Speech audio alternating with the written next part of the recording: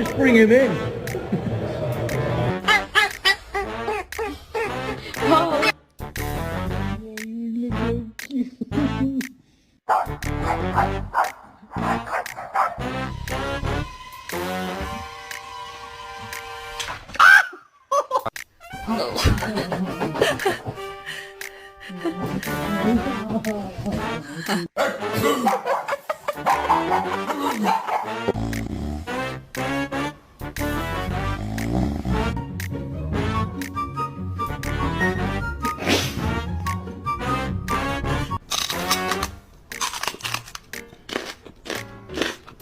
You just ate an entire chicken parm.